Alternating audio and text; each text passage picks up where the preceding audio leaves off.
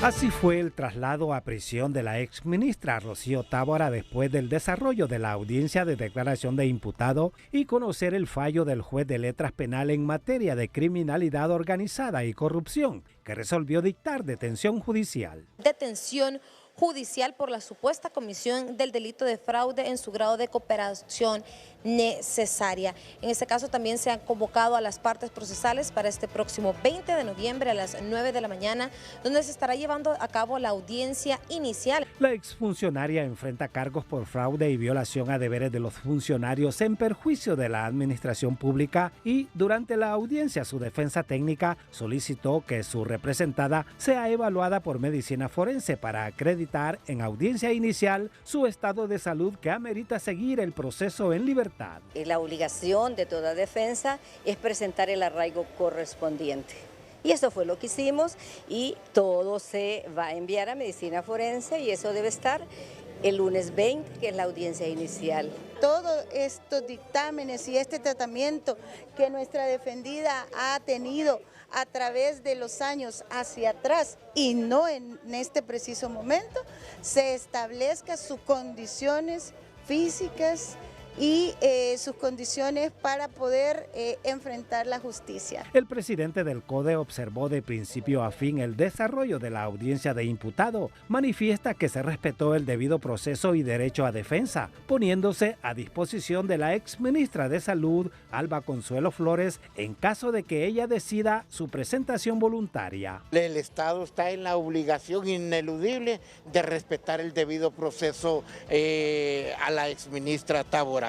Y como CODE nos ha quedado hacerle un planteamiento llamado a la licenciada Consuelo Flores, ministra o exministra de Salud, para poderla presentar como organismo de derechos humanos ante la autoridad competente. La exministra Tábora ya se encuentra en la Penitenciaría Nacional Femenina de Adaptación Social. Mañana jueves 16 y el viernes 17 será evaluada por medicina forense y el resultado de esta evaluación se remitirá al juez de instrucción antes de la audiencia inicial del próximo lunes.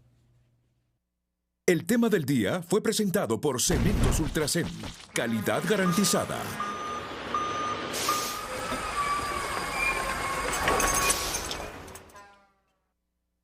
Este es el tema de hoy. Miren, este es el tema de hoy.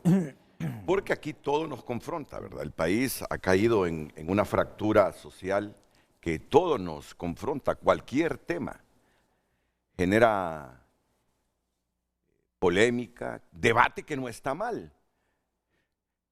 sino que la gente toma partido en función de los intereses de este partido o del otro partido, que es el problema de Honduras. Entonces, hoy con un grupo de panelistas vamos a debatir este tema bajo la siguiente premisa, que es el titular del programa. En algo coincidimos los hondureños. 2 puntos. Los hospitales móviles fueron un fraude. Sí. Ay, que no me rebata nadie, perdón, ¿verdad? Porque la verdad absoluta no la tiene nadie. Pero esa compra la hicimos en medio de la pandemia, asustados por lo que estaba ocurriendo. La pésima infraestructura hospitalaria del país. ¿Recuerdan ustedes aquellas imágenes que surgían de Italia? Una de las grandes potencias del mundo, con los hospitales llenos de cadáveres, los cadáveres transportados en camiones militares. Yo recuerdo esas escenas de la pandemia. Y todo el mundo se preguntaba en Honduras, ¿y si esa pandemia llega al país con la misma intensidad que llegó? Si aquí hubo más de 10,000 muertes. Sin la infraestructura adecuada, ¿cómo la vamos a enfrentar? Así quedábamos. Viene el Estado y nos dice: no se preocupen por infraestructura hospitalaria. Ya en este momento estamos adquiriendo 7 hospitales móviles de calidad que van a prestar un servicio mejor todavía que los hospitales tradicionales que tenemos en Honduras. Y para eso hemos invertido casi $50 millones, 47 al final. bueno, todos nos esperanzamos que por lo menos hospitales públicos para atender la pandemia tendríamos. Y ustedes más que nadie saben lo que pasó después. Nos engañaron. Porque esos hospitales ni sirvieron para la pandemia, ni nos han servido post pandemia. Miren, eso está como ese 450, así es que le llaman a esa infraestructura que... El Trans 450. El hotel de los migrantes venezolanos. Miren, así está eso. Y en algún momento, el Estado tiene que investigar qué pasó ahí. Porque es casi la misma cantidad. Casi 50 millones de dólares que le estamos pagando al Banco Interamericano de Desarrollo por el Trans 450, que no nos ha prestado ningún servicio más que el albergue para los sudamericanos y personas migrantes de diversas partes del mundo que desde el cono sur llegan a Honduras para intentar llegar al norte luego. Eso es un fraude. El Trans 450, me disculpan, es un fraude. Y cuando me dicen que estamos pagando cuotas mensuales o anuales para pagar 50 millones de dólares al BID, sin que eso preste ningún servicio a la ciudadanía, debe ser investigado. Igual, yo creo que en el Trans 450 nos comprometimos más con la deuda que lo que pudimos haber gastado con esto de los hospitales móviles. Son cifras similares. Claro, esto impacta inmediatamente más fuerte porque nos se burlaron de nosotros que en medio de la pandemia adquieren unos cajones que no nos prestaron ningún servicio cuando nos estábamos muriendo. Es que hubo un momento en la pandemia que todos estábamos con el riesgo de morirnos. Afortunadamente nosotros no nos morimos porque no nos contagiamos de ese virus, pero muchos de nosotros de habernos contagiado porque todavía no existía la vacuna y de repente con enfermedades preexistentes, hoy estaríamos entre los casi 11.000 millones o más, 11.000 personas que murieron en Honduras. Si uno se pregunta, no solo se pregunta, sino que reflexiona, y los que somos cristianos decimos, gracias a Dios, porque si yo me contagio de ese virus en aquel momento, me muero. Me muero, presión arterial alta, esta enfermedad preexistente, no había vacuna, no había salido ningún tratamiento, ni de los artesanales que utilizamos nosotros como el maíz, no había salido ningún tratamiento. Entonces, el país, el Estado tiene que hacerse justicia. El Estado tiene que hacerse justicia. Algunos dirán, yo coincidiré con ellos, Rocío Tábora yo creo que no era ninguna ladrona. Pero, ¿qué pasó? Eso lo tiene que dilucidar la justicia. Eso lo tiene que dilucidar la justicia. ¿Saben a quién quise tener hoy yo? Porque se sabe el rollo este de los hospitales móviles como nadie. Roberto Cosenza, el subsecretario de Salud. A mí Roberto me ha contado totalmente y me lo ha escrito hasta con comas cómo fue ese asunto de los hospitales móviles. Y en el momento que lo querían hacer firmar a él, una voz salió. Un ángel salió entre los ángeles que guardan a Roberto Cosenza y le dijo, Roberto, no firmes eso. No agarres esa pelota a Roberto. Porque a Roberto es el que le habían delegado que firmara ese asunto de pedirle al gobierno los hospitales. Entonces, ya le dejo el turno a los abogados. Yo solo quería hacer esta introducción, partiendo de esta premisa. Ese gobierno, el liderazgo de Juan Orlando Hernández era tan envolvente que cooptaba. Miren, al final Rocío Tábora tuvo que salirse, aunque presentó una renuncia por motivos de salud. Yo estoy seguro que no se ha dicho todo del por qué Rocío Tábora se salió del gobierno. No fue que la destituyeron, renunció, antes de que terminara la gestión de Juan Orlando Hernández.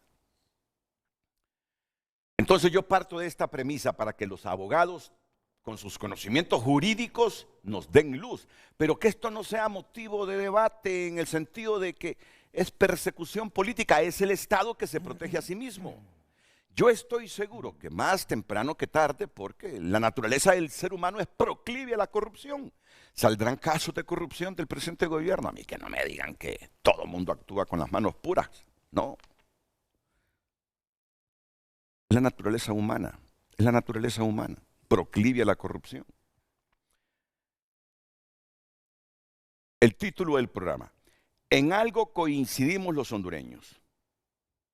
En algo coincidimos los hondureños. Me gustaría más en pantalla para que pese más. Toda la pantalla. En algo coincidimos los hondureños. Los hospitales móviles fueron un fraude. Fueron un fraude y un tremendo fraude. Un tremendo fraude. Y hasta el momento solo había caído Marco Bográn y creo que 1 o 2 personas más. Pero esta decisión involucró a varias personas. A varias personas. Entonces, ¿cómo lo ven los abogados? ¿Cómo lo interpretan los abogados? Esto no tiene que dividirnos. Simplemente razonar que si se cometen delitos de corrupción se pagan. Así de simple. Hoy está aquí el abogado Julio Herrera, abogado penalista. ¿Qué tal, abogado? Un placer. Solo con gente joven, con profesionales jóvenes me estoy encontrando últimamente y eso me da una profunda satisfacción. Ver profesionales jóvenes posicionados ya. Muchas gracias. Muchas gracias, Renato. El abogado Marlon Duarte. No está tan joven, pero tampoco está tan viejo. Está camuleando. Estamos ya preparados, no listos, preparados. Hay una diferencia entre listos y preparados. Creo que hay un coronel del ejército que sabe lo que estamos hablando. Le cuento después. Pero como que no le gustó mucho la frase que yo dije. No está tan joven, pero tampoco está muy viejo. Está camuleando. Ya días, Renato, andamos en esto. Claro. Décadas. Sí. ¿A qué edad egresó usted de la Facultad de Derecho? Tenía 22 años, Renato, y tengo 25 años de litigar. Imagínese. Andamos. O sea que ya ronda los 50 o está un poquito arriba de los 50. O sea, no, andamos menos, andamos 47. Hombre, sí, un hombre joven también. Es un hombre joven. ¿Y claro, tú? Claro que sí. Yo tengo 38 años, Renato. Hace 10 años. Él está más joven que yo, pero creo que tiene más bagaje que nosotros. Donde no hay que preguntar edades, porque las cosas son como son y no se pueden esconder, es en el extremo derecho. Marcos Zelaya, ¿qué tal, abogado? Muy buen día, licenciado Renato, mi buen amigo, el abogado Julio Herrera, Marlon Duarte y pueblo hondureño. Efectivamente, estamos rodeados de profesionales y déjeme decirle que el abogado Herrera es de los abogados penalistas con mucha más experiencia porque inició en el Poder Judicial muy joven. Creo que todavía trabajaba en la Corte cuando él ingresó. No me diga que como escribiente, como inician muchos exitosos trabajadores del Poder Judicial, como escribiente, ¿verdad? Era escribiente y como archivero inició. Como archivero, posteriormente de escribiente y después secretario adjunto. Tú estás como un buen periodista que tenemos en Televicentro, que es jefe de redacción de los noticieros hoy mismo, Salatiel González. Ah, sí. Salatiel González comenzó en las máquinas de Diario La Tribuna. ¿Lo sabían ustedes? Ahí comenzó. Las Olimpias. No, pero no en las máquinas de escribir, en las máquinas de la impresión. En las máquinas de la impresión, ahí comenzó Salatiel González. En las máquinas de la impresión. Entonces, se le fue despertando en él esa vena periodística, ese espíritu de superación, y dijo, yo no me quedo aquí entre las máquinas. Yo no me quedo aquí arreglándole a Carlos Flores las máquinas siempre que se arreglen, ni aguantando las regañadas por si falla una y el editaje y la impresión tiene que estar listo a las 3 de la mañana para distribuirla en todo el país. Y comenzó a estudiar periodismo. Luego se convirtió en profesional del periodismo en La Tribuna y está haciendo su carrera aquí en hoy mismo en Televicentro. Espíritu de superación enorme, sí, el de Salatiel González. Sí, rápidamente. Es importante resaltar en estos programas que son tan vistos por el pueblo hondureño, no solamente en el área del periodismo, en el área del derecho, sino que muchas áreas que le permitan ir creciendo en las empresas, en las instituciones. Fíjese que el Poder Judicial en los últimos años perdió esa dinámica. En el tiempo que estaba Julio, inclusive Marlon también estuvo en la Fiscalía, y nosotros como parte del Poder Judicial en su momento, permitíamos que fuera haciendo carrera. Eso es la carrera judicial. Y eso es lo que se ha perdido, la carrera fiscal es lo que se ha perdido, por eso estamos en este desastre. ¿Por qué? Porque ahora meten activistas. Político, Mire, se ha politizado. Termina un gobierno, termina una administración. Barrida. Óigame, barrida y a meter activistas en el Poder Judicial, lleno de activistas políticos. Hombre, ¿cómo vamos a tener calidad así? Fíjense en el Ministerio Público, y yo creo que el nuevo fiscal sabe porque es un fiscal que ha litigado. En el Ministerio Público es peor que en el Poder Judicial, porque usted tiene una carrera, debería de tener una carrera fiscal, y ahí, por ejemplo, hay fiscales que tienen 2, 3 años de haber ingresado al Ministerio Público y ya ostentan la figura de fiscal 3, porque es por categoría.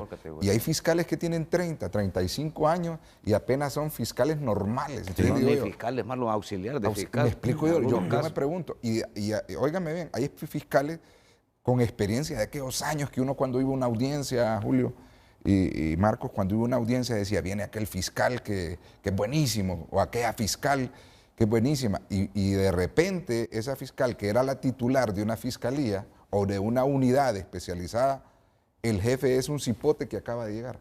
Y eso lo tenemos en este momento.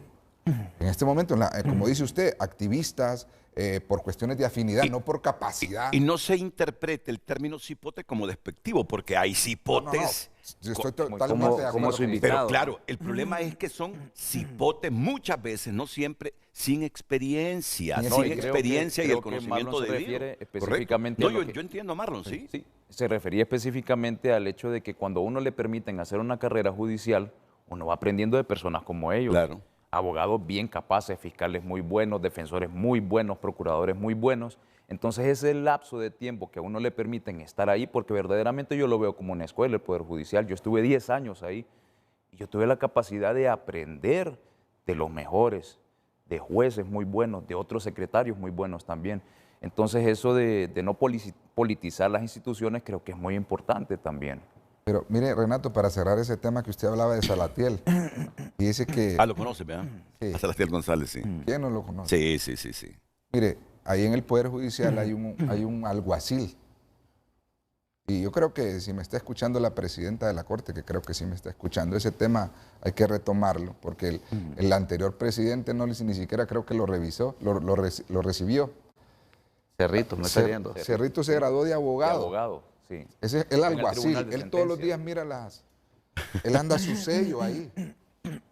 Y yo no entiendo porque al día de hoy, teniendo un hombre, y que es una persona mayor de 50 años, o sea, su aspiración es ser defensor público o tener un puesto ya en la Acorde a su judicatura, profesión, sí. de acuerdo a su profesión. Y yo digo, este tipo de personas que aún con su edad, a este tipo de personas que aún él, teniendo todas aquellas vicisitudes en su casa y todo eso, se logró graduar ya, más de 50 años. Sí. Y digo yo, ¿por qué no le dan la oportunidad a Cerrito de darle un reconocimiento por inspirar a los demás alguaciles? Claro. Y no Porque solo los a él, alguaciles saben, inclusive dice que los alguaciles saben, no, este está suelto, este está condenado, ese testigo es mentiroso, ese medio de prueba no le va a servir, porque todos los días pasan ahí. Entonces, yo pienso como eso, por lo menos gracias a Dios, en el caso de Salatiel, él fue creciendo, imagínense a dónde está ahora. Sí. Y entonces, una persona como esa, que se graduó ya grande, y como dice, ya de edad avanzada, pero él demuestra que no hay tiempo ni momento para usted seguir aprendiendo. Claro. Y todavía él sigue esperando, y lo que a mí me satisface es que él con orgullo siempre va con el uniforme de alguacil, con su pistola y con su sello. Pero es ya profesional Es del derecho. abogado, profesional del derecho. Es decir, Y hay personas que llegan ya ahí, días lo hubiesen ascendido. Pero Para inspirar. han ascendido otros, Renato, porque estaba el compañero de él, ¿te acordás, Marlon, que estaba en la otra sala? Creo que estaba en la 1, y él sí es defensor público. Cuando nosotros estuvimos en la Corte, Renato, se hicieron algunas promociones, y el primer vigilante que trabajaba, que era una persona que trabajaba en el área de seguridad, se hizo profesional, se le ascendió a escribiente y después se hizo juez. Él es amigo mío, todavía es juez, pero nada más que de lo civil. ¿Te acordás que se puso en los juzgados de paz móviles? A él se le dio la oportunidad como juez de paz y ha ido creciendo dentro del Poder Judicial. Sí. Eso es lo que debemos de resaltar nosotros en estos programas para inspirar a las autoridades, tanto del Ministerio Público como del Poder Judicial, para que retomen esa dinámica y permitan de que las personas vayan creciendo y haciendo carrera, porque así tienen mejores profesionales con mucha más capacidad y más jóvenes como don Julio Herrera. Bueno, solo permítanme, antes de entrarle al tema, ¿a cuál tema? A ese que ven en pantalla. En algo coincidimos los hondureños. Los hospitales móviles fueron un fraude. Y de repente no se había hecho plena justicia. Había que seguir indagando e investigando. En eso estemos claros, que esto no nos divida. Eso fue un fraude mortal. Eso fue un fraude mortal. Porque nos mintieron en plena pandemia cuando todo el mundo estaba asustado con ese virus. No nos han servido. Ahí están de chatarra cerca de 50 millones de dólares. Bueno, y solo le voy a quitar un minuto más, o dos minutos a lo sumo, porque esta es la otra gran noticia internacional. Este hombre juega con fuego. Saben que yo siempre tuve simpatía por el Partido Obrero Socialista Español, PSOE. Cuando Pedro Sánchez comenzaba a despuntar en el PSOE, hace 15 años, yo dije, este tipo va a ser un líder del PSOE. Un poco después de José Luis Rodríguez Zapatero. Yo lo admito, yo siempre he sido más inclinado al PSOE. Pero le voy a decir algo. Está jugando con fuego. Está jugando con fuego este muchacho. Ha sido investido hace algunas horas presidente con la amenaza diaria de Puigdemont y con la calle en contra de la amnistía. Miren, ha pactado con nacionalistas que quieren desmembrar España. ¿Y por qué ha pactado con nacionalistas que quieren desmembrar España, que quieren convertirse en estados independientes, solo para obtener los votos de ellos y que sumaran los que ya requiere el Parlamento español para que sea investido? Porque no ganó las elecciones últimas, las ganaron los populares. Lo que pasa es que los populares no obtuvieron los votos que requerían para que Alberto Feijóo fuera investido como presidente del gobierno. Ni aún con alianzas pudo Feijóo conseguir los votos. Los populares ganaron las elecciones, el PSOE quedó en segundo lugar. Entonces, cuando viene el rey y le dice a Feijóo, bueno, busque usted es la prioridad para que forme gobierno, y aquel no consigue los votos necesarios, luego el rey le dice a Pedro Sánchez, bueno, ahora le toca a usted, fue la segunda fuerza. Y viene aquel y comienza a buscar los votos entre partidos nacionalistas, que no solo han buscado la independencia de España, sino que han creado grupos terroristas, porque a mí no vengan con el cuento que ETA no fue un grupo terrorista, fue un grupo terrorista que mató civiles, mató policías. ETA fue un grupo terrorista y ha pactado con terroristas y ha pactado con extremistas nacionalistas para que den los votos y hoy formar gobierno y ser el presidente, ya no en funciones del gobierno de España. Lo van a estar chantajeando. Va a pasar las legislaturas que vienen siendo chantajeado. Y yo estoy seguro que este gobierno no va a durar. Muy pronto esos pactos se le van a deshacer cuando comience Puigdemont y cuando comiencen otras regiones como Euskadi a exigirle consulta popular porque quieren que el pueblo diga si quieren seguir perteneciendo al Reino de España o ser independientes de España. No va a soportar, no va a aguantar. Miren, este tipo está jugando con fuego. Está jugando con fuego, Pedro Sánchez. Es hábil, pero juega ahí entre el reino de allá arriba y el de la tierra, este bárbaro. Es hábil, muy hábil. Pues ya se produjo la sesión de investidura. Sánchez investido presidente con la amenaza diaria de Puigdemont y con la calle en contra de la amnistía, porque va a gobernar un reino con la mitad en contra. Este va a gobernar como Juan Orlando Hernández, con la mitad o más de la mitad en contra de él. No va a durar. 60% en contra de él. No va a durar. Eso es investidura. Este gobierno de Sánchez no va a durar. Miren el día que se lo digo. Bueno, pues ahí los dejo porque ya estamos consumiendo mucho tiempo del que nos toca para hablar de este tema que ya ven en pantalla. de este tema que ya ven en pantalla. En algo coincidimos los hondureños. Los hospitales móviles fueron un fraude. Pero se sintieron a menos en estos minutos, ¿verdad? Claro que sí. Bueno, entonces me siento bien y espero que el público también. Aprendemos. Regresamos para ya iniciar con el debate. En algo coincidimos los hondureños, yo espero que sí, ¿verdad? Pero como no hay verdad absoluta, de repente no coinciden algunos con este planteamiento que tenemos en pantalla. Los hospitales móviles fueron un fraude. Redes sociales fue presentado por Óptica La Curazao. Todo noviembre hasta 75% de descuento. Aros con precios inigualables. Ya vamos a leer opiniones. Yo estoy seguro que cuando nuestra producción lo llama y les dice, abogado, fíjese que lo estamos invitando para frente a frente, y siempre el interlocutor pregunta, ¿y cuál es el tema? ¿Y quiénes van a estar? Siempre son las preguntas básicas y comunes. Mire, el tema es este. Y así Carlos les explica todos los días a nuestros invitados. Yo sé que don Julio Herrera, que don Marlon Duarte y don Marcos Zelaya, cuando aceptaron venir, empezaron a estudiar el caso, este caso de los hospitales móviles. Y vinieron ya con criterios claros como profesionales de las ciencias jurídicas sobre el tema. Claro, ellos no saben el desenlace porque esto apenas comienza el proceso, pero tienen ya más o menos una línea como abogados que acusan o que defienden de cómo se va a desarrollar esto o qué va a pasar. Entonces yo voy a ser muy liberal en este momento al consultarles para los tres brevemente qué impresión le causa estas imputaciones que el Ministerio Público le está haciendo a varias exfuncionarias de la administración pasada sobre el caso de los hospitales móviles. Abogado Julio Herrera.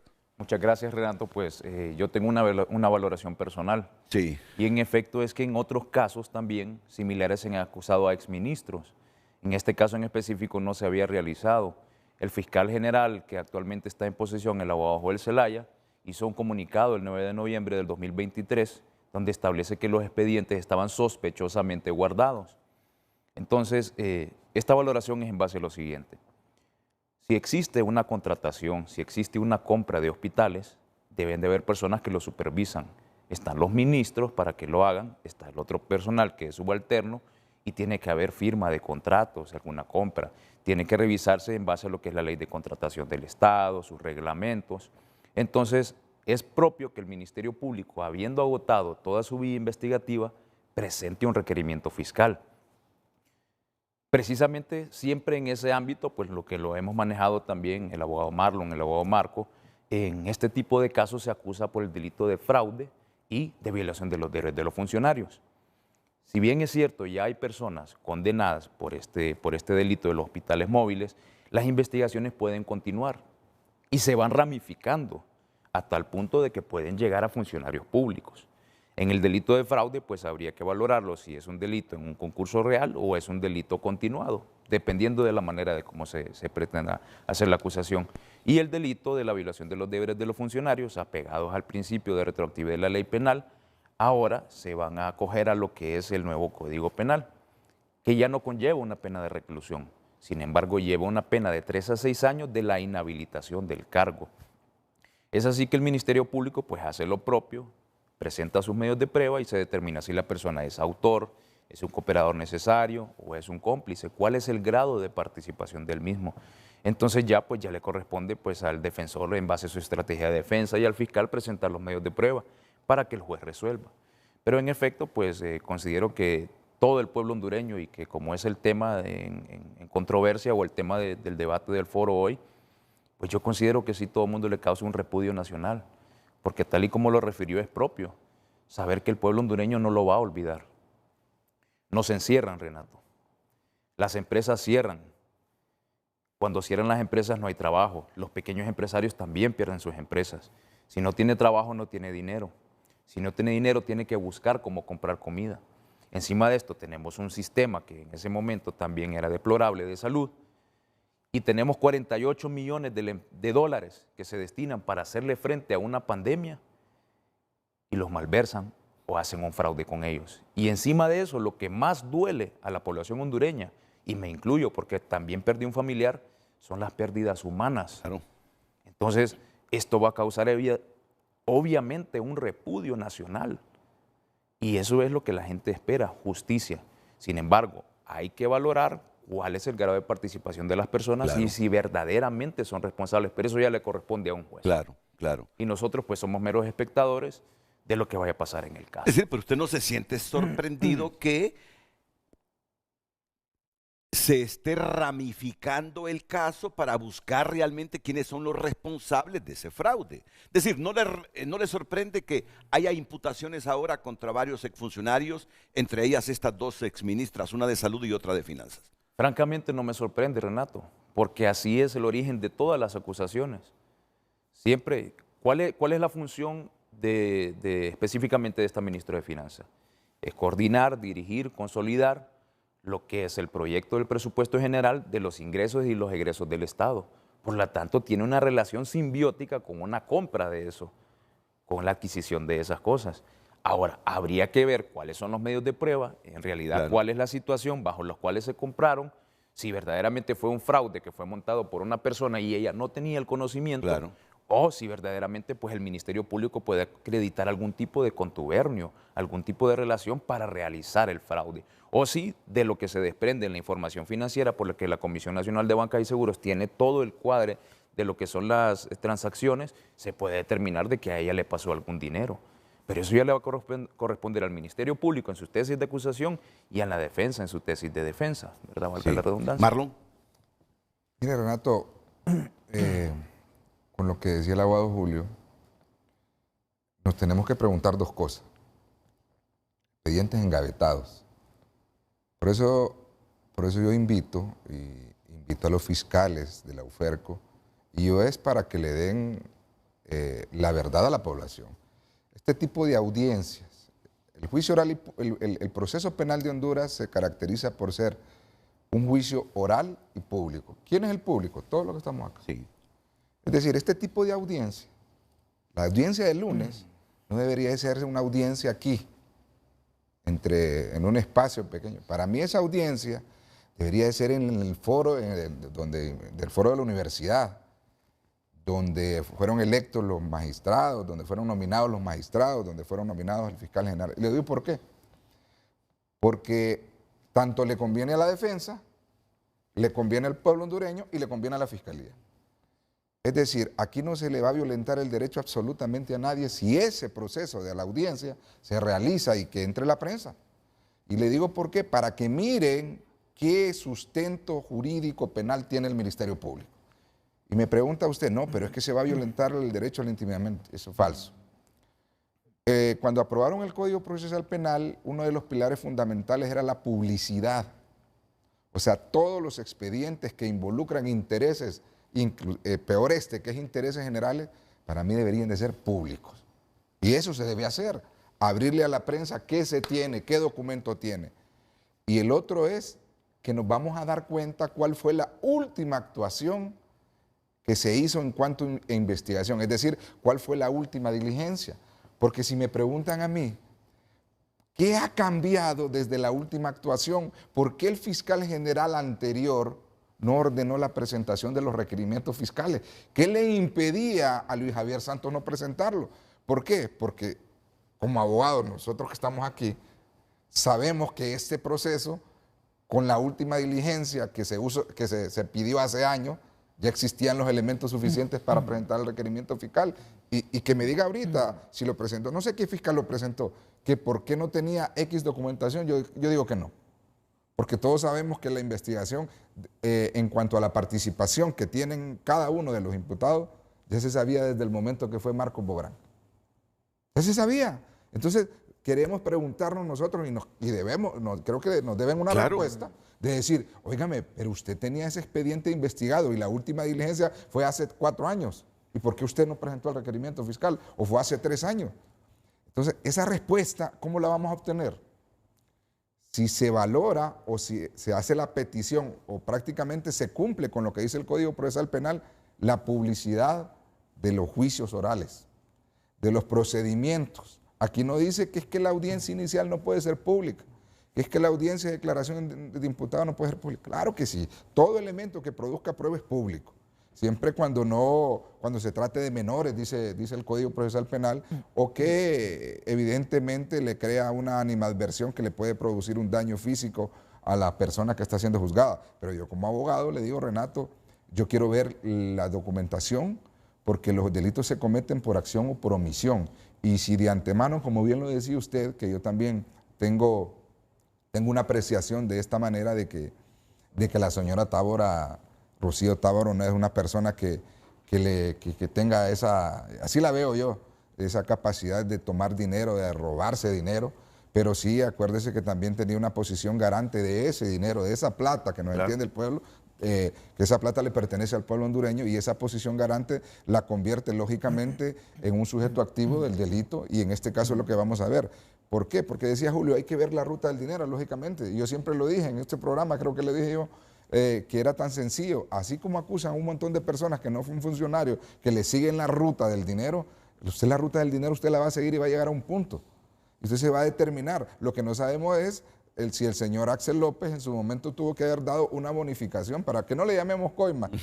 Sí, le tuvo que haber dado una bonificación. ¿Y a quién? O quién se la ganó la tal bonificación por haber vendido por haber participado en la intermediación de esta venta de estos hospitales móviles, que al final ni siquiera hospitales móviles llegaron. Creo que sirve más el trans para los venezolanos, sudamericanos y gente de otras partes del mundo. Entonces, eso es lo que yo quiero ver. Y yo invito al Poder Judicial que esto lo hagamos público. Y yo invito al Poder Judicial... Y es que las audiencias iniciales no son públicas, ¿verdad? Dice que todo el proceso oral es público. Por eso es que no se acuerda usted cuando... Bueno, pero en el caso Pandora, por ejemplo, un ejemplo que le voy a poner, ahí estaban todos los periodistas. Pues. Sí. Entonces yo no veo por qué.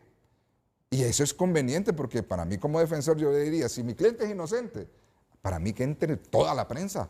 Para mí que entre cualquier cantidad de abogados que puedan conocer el caso, el tema, personas como usted que pueden determinar y mediante el sentido común, la convicción, que no necesariamente tiene que ser abogado, usted pueda decir, óigame, como lo decía los alguaciles, este testigo está mintiendo. Ese documento no sirve para poder acreditar un auto de formal procesamiento. Esta acción que está presentando la Fiscalía es extemporánea, o lo contrario, usted decir, con ese documento que la Fiscalía presentó, yo creo que no hay prueba en contrario, por lo tanto, sí existe el indicio mínimo para decretar un auto de formal procesamiento. Pero eso de esconder los casos y después salir a que es persecución política, después de salir nosotros, porque nosotros los abogados lo que hacemos, Renato, es que cuando miramos las injusticias que se cometen a puerta cerrada, lo que hacemos es salir a buscar los medios y decir, mire, aquí tengo esto. Y traer los imputados aquí. Y usted tiene valor, le digo, de ir a frente a frente. Yo le digo a los imputados, sí, me dice. Usted sabe lo que le van a decir en todas las... Entonces, sí, me dice. Entonces, uno eso lo hace, ¿por qué? Porque esa cerrazón que le dice, ese encierro que se tiene ahí, lo que le llega a usted a generar es que la oposición diga, aquí hay una persecución política. Sí. Entonces, lo miro muy sano desde ese extremo. Lo que pasó con ella antes de, ya esa es otra situación que vamos a discutir, porque tengo mis reservas en cuanto a la aplicación del término de detención judicial o prisión preventiva que sería posterior a una audiencia inicial en el caso de la señora. Digo, ¿por qué? Porque para mí todos somos iguales ante la ley, no existen clases privilegiadas. Y independientemente si sea liberal nacionalista y es objeto de que se le puede otorgar una medida distinta a la prisión preventiva, como abogado y aún como pueblo, si se le puede dar, se le tiene que dar, como se le puede dar a Pedro Pérez. El problema aquí es que el show mediático que le hacen a un imputado, independientemente que tenga la calidad de sindicado de la comisión de este delito, tan grave, pero usted lo expone y dice que la maten, que le encierren en una celda a pan y agua. Ese es el problema de exponer a un imputado de esa manera. Entonces, creo que ese tipo de temas tenemos que irlo moldeando, pero para eso faltan años y años para tener una educación en cuanto a este tipo de temas. Porque si usted le pregunta a la persona tierra adentro que no tiene absolutamente nada, que se le murió un pariente porque no tenía medicamentos, el presidente va a decir, ojalá que se pudre en la cárcel. Sí. Cuando el artículo 482, creo, del Código Procesal Penal, del Código Penal establece que la pena es de 5 a 7. Así es. O sea que el término medio de la pena no pasa de 5 años. Sí. Y que inclusive si se declara culpable de esta pena en base al Se artículo rebajan un 74 le pueden aplicar una multa, o días multa que le llaman, que la días multa es... Y le rebajan un cuarto, dice. Sí, Bueno, le cuando rebajan- se va en procedimiento abreviado, Sí, hasta se Sí, puede le quedar más rebajan bajo un cuarto todavía. de la pena máxima, y esa le queda como la pena máxima después de rebajar el cuarto a 7 años, y el juez se va a ir entre la pena mínima y la máxima para darle una sentencia que no va a pasar de 5 años. Entonces, ¿pero qué? La gente no sabe. La gente solo sabe la magnitud de todo lo que se desfalcó, pero no sabe que este tipo de penas son manejables. Inclusive aquí hay gente que le han dado medidas cautelares, porque así lo establece el código, que la excepción es la prisión y la regla es que la gente quede y se defiende en libertad rindiendo fianza, teniendo un buen arraigo, rindiendo también cauciones monetarias, fianzas hipotecarias, etcétera, en delitos que son inclusive más graves. Pero el asunto es que el escarnio que le hacen a la gente y ese despliegue que se le hace a la gente, a mí en lo particular a mí no me agrada, porque me parece que no busquemos cuestiones políticas basándonos en acusaciones penales, porque las acciones penales son intrínsecas. Pero yo le voy a decir algo. Hoy estaba pensando en eso, porque vi algunos titulares en algunos periódicos.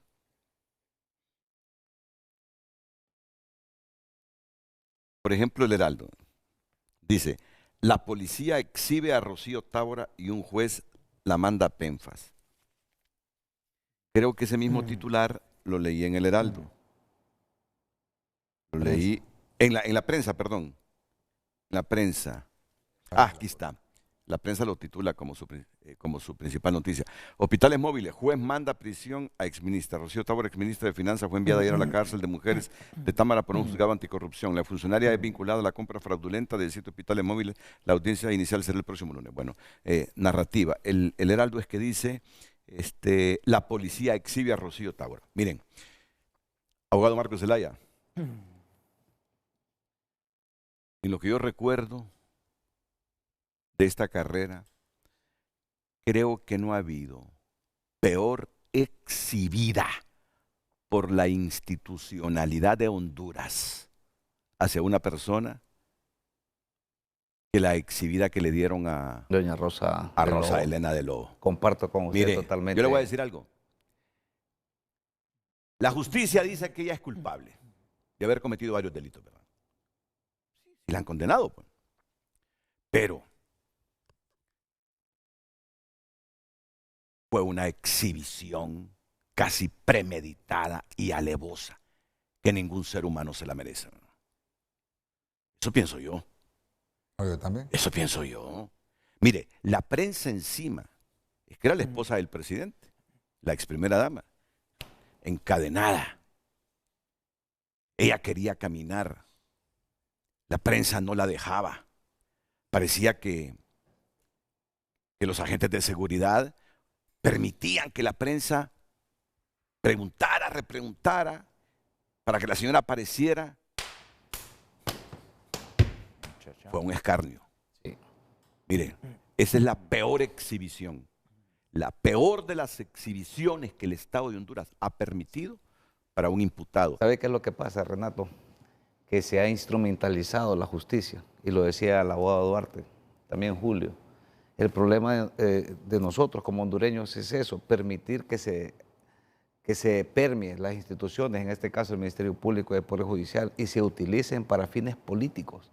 Inclusive la misma Policía Militar y la Policía Nacional, o la Dirección Policial Nacional de Investigación, o como le quiera llamar, o Agencia Técnica de Investigación Criminal, permiten hacer este tipo de situaciones en escarnio de ciudadanos, y eso va con un objetivo, y usted como comunicador, como periodista lo sabe: tratar de quitar del imaginario colectivo alguna falencia de los actuales gobernantes, de turno. No hablamos de este en particular, pero de turno, porque usted refería a la ex primera dama, y yo también siempre hice esa observación, y nunca compartí la forma como permitían que se exhibiera de forma pública. Y no estaba condenada todavía. No, era tenía la inocente presunción porque, de inocencia, correcto. Claro, sí, Pero se fíjese, presumía la inocencia de ella todavía. Pero fíjese que es oportuno decir que el pueblo hondureño ha ido madurando poco a poco, y nosotros que ya tenemos ciertos años, recuerda usted cuando inicia la nueva era democrática del 82 para acá, cuando empezamos con el arrozazo,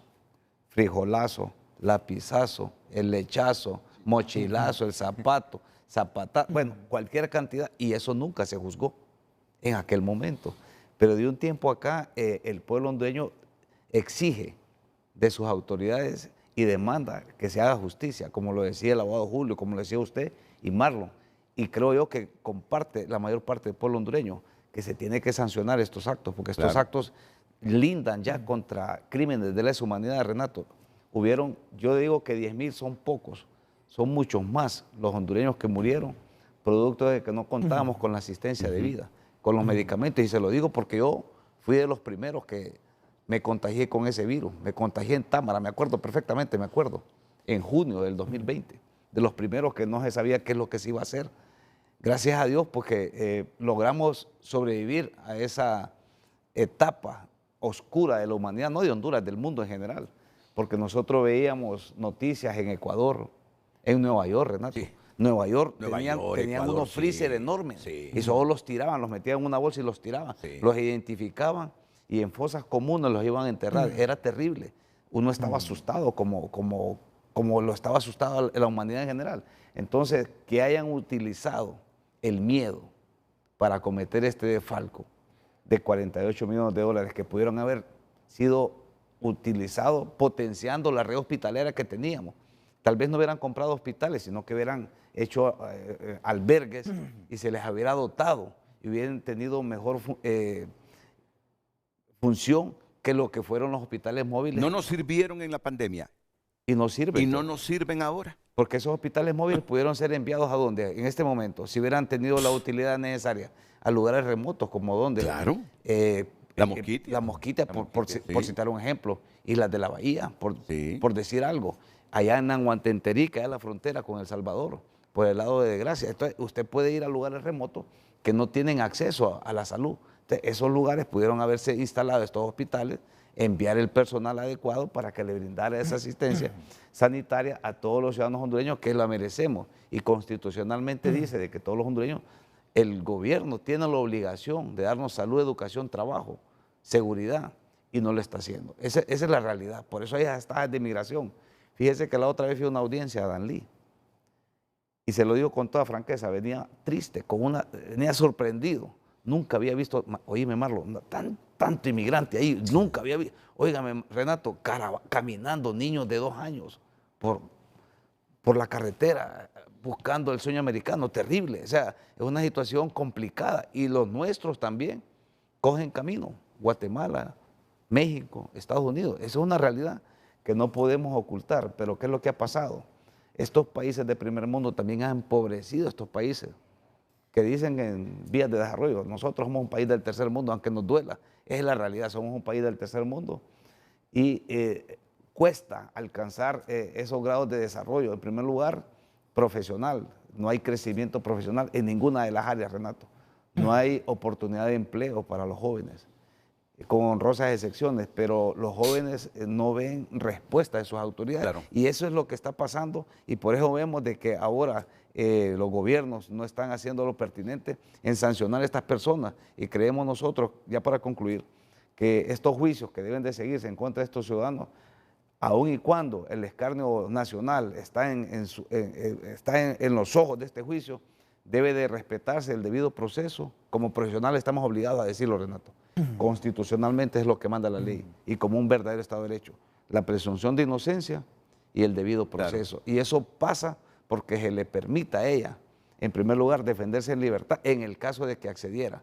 Esa de que se capturó o no se capturó, eso lo tendrá que dilucidar el equipo de defensa y la parte acusadora en este caso. ¿Pero qué importancia tiene eso? ¿Tiene alguna importancia? Claro, porque si la capturaron en Guasaule o si ella se presentó voluntariamente. Y permítame decirle por qué, porque el Código Procesal Penal en el artículo 178 y 179 dice peligro de fuga. Peligro de fuga. Si la encuentran lindando en la frontera con Nicaragua, ¿qué le dice, Renato? Si todos los hondureños que han sido mencionados, que quería ir para la colonia de hondureños que están establecidas en Nicaragua. Hay dicen que hay un circuito allá hondureño, como el circuito de Nueva York. Usted conoce Nueva York, allá ¿cómo se llama? No, este queda allá en Jamaica. En Jamaica ya hay un edificio ahí y una colonia de hondureños entonces establecida. Entonces, ahí en Nicaragua se está estableciendo una colonia de hondureños de todos los que están siendo juzgados, que dicen que es persecución política. Okay, pero ¿qué consecuencias tiene para ella si se quería fugar y que la detención se hizo en el Que Guasable? hay peligro de fuga y el juez lo va a valorar para no darle una medida. Precisamente por eso es que en ese tema creo que hay una controversia en cuanto a lo que... Y la gente dice, ¿y qué pasa con eso de que hubo presentación voluntaria? No hubo. Hay un manuscrito ahí, un libro de novedades que hubo presentación voluntaria. Hay que decirlo en honor a la verdad. Y los abogados que estamos aquí presentes sabemos cuáles son las estrategias de defensa para hacer una presentación voluntaria idónea. Y tiene una finalidad también.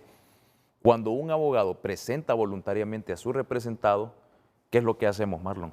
Presentamos un escrito solicitando fecha, hora y día para el señalamiento de la audiencia de declaración de imputado. No lo vamos a presentar al Core 7. ¿Por qué? Precisamente porque no queremos que los exhiban, que es lo que hablaba anteriormente. Sí. Precisamente porque no queremos que estén en una celda en el Core 7 para que después sean exhibidos y posteriormente tengan que ir al juzgado.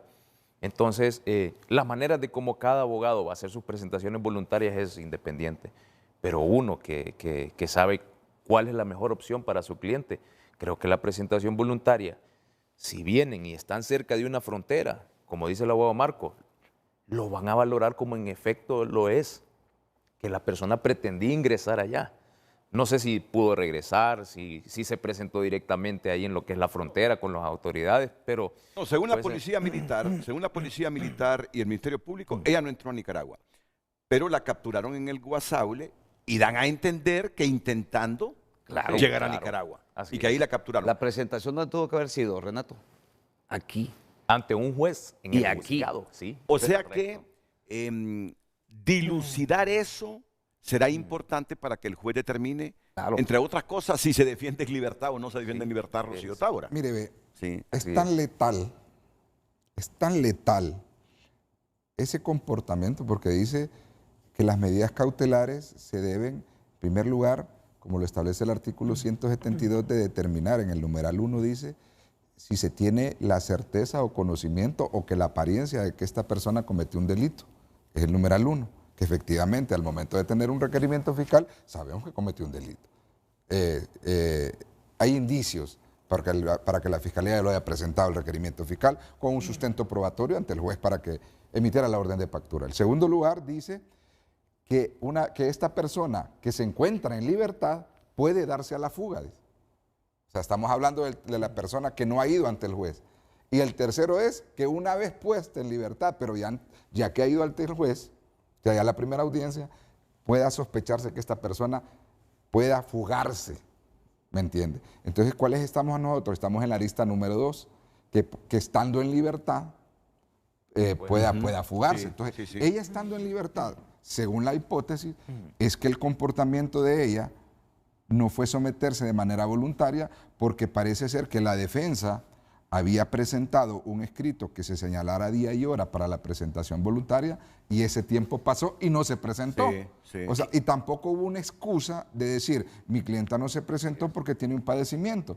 Ahora, ¿por qué usted decía, qué tiene de relevante eso? Porque si la Fiscalía prueba que efectivamente la detuvo en una cercanía de una frontera, va a decir que el comportamiento no es que ella quería someterse de manera voluntaria a un proceso, porque el juzgado se encuentra en Tegucigalpa, no se encuentra ni siquiera cerca de Choluteca para decir que es que andaba buscando el juez de Choluteca. Por lo tanto, en esa audiencia es importante dilucidar ese tema y quedar claro en realidad qué es lo que pasó. ¿Por qué? Porque volvemos al punto, Renato, que la pena solo es de 5 a 7 y al final del tiempo lo que va a quedar es esto en un escándalo, porque si la defensa decide, ¿sabe qué? En vez de que mi clienta pase 2 años y medio en prisión preventiva, y no porque no me le van a dar medida, la voy a declarar culpable y la pena va a quedar en 5 y la señora va a estar libre dentro de un mes y medio. Entonces, ¿en qué quedó todo esto? En escándalo mediático. ¿Sabes qué es lo que pasa también? Oíme, Marlon, vos sabés que el nuevo Código Penal habla del delito de infidencia, ¿va? Está en el artículo 506, creo yo, 502, por ahí puedes revisarlo. Aparentemente, digo aparentemente porque no me consta, Renato, se presentó la solicitud de presentación voluntaria antes de que se presentara el requerimiento fiscal. Ese es el problema también, que hubo infidencia, o sea, hubo filtración de información, corrieron los defensores en su estrategia de defensa, entiendo yo, eso no me consta porque no he visto, pero eso es lo que trasciende, presentan la solicitud, Julio, de presentación voluntaria y todavía no estaba el requerimiento. Es por eso que más bien ellos, el juez la rechaza, no porque no tenga el derecho, y Marlon lo dice, si es un delito de 5 a 7, pudo haber sido, pudo haber funcionado, sin embargo, estratégicamente por el equipo de defensa se presentó de forma incorrecta según lo que trasciende, y eso es lo que ha venido generando cierto problema y alguna información difusa en el imaginario de todos los... Por la experiencia de ustedes, ¿por dónde se va a ir un juez que tiene a las Fuerzas Armadas emitiendo un comunicado a través de la Policía Militar del orden público que fue capturada en la frontera del Guasaule, en la frontera con Nicaragua el Guasaule, a un Ministerio Público respaldando esa versión que fue capturada o detenida o requerida, porque ese es el término que utiliza las Fuerzas Armadas en el Guasaule, o la abogada que defiende a Rocío Tábora que dice que ella se presentó acá en Tegucigalpa? Por lo que dice la autoridad. Por lo que dice la autoridad, ¿no? Por eso Pues se va a dar la documentación. aparte que existe el libro de novedades y la Policía Militar debe obligatoriamente establecer lugar, quién la requirió, en el caso de que haya sido requerida, y apuntar en el libro de novedades y trasladar a la imputada por cordillera, como le llamamos nosotros, porque una vez que es aprendida la persona, cuando cuenta con orden de captura, no es que la traen en un carro, la suben y se la traen, no. Viene reportando de posta a posta hasta que llega.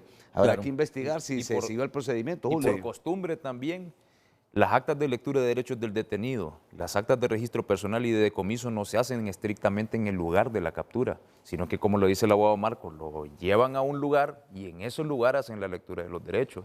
Incluso no es en el momentito, sino que es posterior a eso. Bueno, y hay cámaras, hay seguimiento. Cámaras, correcto. Claro. Bueno, aquí ustedes coinciden y no les sorprende absolutamente para nada, ni tampoco dicen esto es persecución política.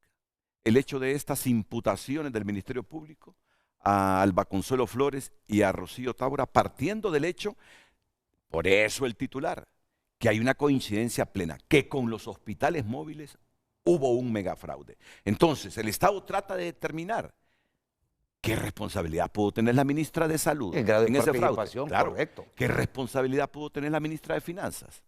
Claro. No Si nos debe si sorprender hubo eso. colusión ahí entre varios participantes. Por eso me gustó, creo que fue Marlon el que dijo, lo que sí anhelamos y exigimos es el debido proceso. ¿verdad? Claro. Sí. Y hay que El ver- debido proceso. y hay que- Y coincido con usted. Tampoco que hagan algo mediático y que exhiban a una persona de que todavía goza de la presunción de inocencia porque no hay ninguna Eso es un condena contra verdadero Estado de ella. Derecho. Claro. Aunque sea culpable o en el imaginario de toda la sociedad hondureña quieran condenarla. Claro. Pero técnicamente y procesalmente hablando, ella puede estar presa, digamos que se declare culpable y le den la pena mínima o intermedia, 6 años. Solo hace 2 años y queda libre porque el nuevo Código Penal establece que penas menores de 10 años solo hace 1/3. Claro. Y vos sabés que así se hace la petición. La libertad condicional especial. Es una libertad condicional especial y perfectamente puede acceder a esa medida. Ahora, mire. incluso al final, hasta llegar al juicio también, porque si nos vamos estrictamente al caso de Marco Bográn y Alex Alberto Moraes, se desarrolló todo el juicio y hay un recurso de impugnación por parte del Ministerio Público. ¿Por qué? Porque Alex Moraes solo fue condenado por por violación de los deberes de los funcionarios. Que no Y tiene la pena. pena no es una pena de reclusión ya, sino que es una inhabilitación. Entonces puede iniciar el proceso penal, es tan rico en cuanto a las opciones jurídicas, que puede iniciar por un fraude, por 2 delitos, por delitos en concurso real, y puede finalizar al condenado solo por un delito. Quiero que ustedes nos ayuden a comprender el alcance que puede tener un audio que se divulgó de Rocío Tábora, diciéndole a Marco Bográn, mira, Marco, le dice, el presidente me ha dicho que tú te hagas cargo de la compra de todos los insumos de esta pandemia.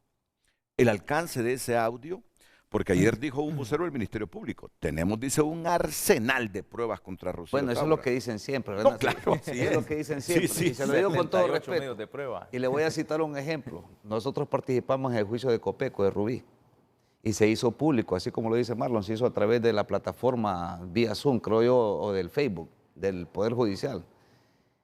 Y estaban hablando de un fraude. y nunca pudieron establecer cuánto fue el fraude. Yo les decía, si era de 1 lempira, 100 lempiras, 1000 lempiras, 10.000 lempiras, 1 millón, 2 millones, nunca se estableció el fraude. Simplemente en el imaginario de los fiscales existía el fraude. Inclusive se llevó a la exdirectora del tórax. Ella dijo, no, aquí vinieron a hacer un triaje para salvar vidas y se salvaron más de 35 vidas. Lo dijo ella, entonces está diciendo de que sí funcionó, que se le dotó los recursos, sin embargo la fiscalía insiste en de que hubo un delito de fraude. Entonces hay que tener mucho cuidado en el momento de hacer la tesis acusatoria si se cuentan con las pruebas, porque si no vamos a caer en mal. Correcto, miren, y este asunto no es de suposiciones o de hipótesis, pero yo siento que hay la percepción entre todos de que la Rocío Tábora no es ladrona, pero que el influjo y el liderazgo del presidente... No puede usted, Renato. Es que mire, los delitos se cometen por acción y por omisión. Usted trabaja en esta empresa y le dicen que vaya a cometer o a difamar a alguien. Usted no lo va a hacer. Aunque el gerente propietario le diga, don Renato de Jesús Álvarez, diga esto en contra del abogado Zelaya o en contra del abogado Marlon. Usted no va a decir, no, a mí no me consta, no puedo. Eso es intrínseco, usted lo tiene que decidir. El presidente le puede haber dicho lo que quisiera, pero ella, la misma Constitución la ampara. Nadie está obligado a cumplir órdenes ilegales. Entonces no puede hacer mi expresión es subjetiva, ¿saben? Y yo creo que... Porque es una salida también, decir, bueno, es que a mí me autorizaron, pero algo ilegal. Y más es una expresión de amigo. Porque saben que yo conozco a Rocío desde que esa cipota tenía 20 años, que llegó a Radio América y que se le dio la oportunidad de manejar un foro los sábados en la mañana, porque era hermana de un corresponsal de Radio América en Santa Rosa de Copán que fue asesinado, Germán Rivas.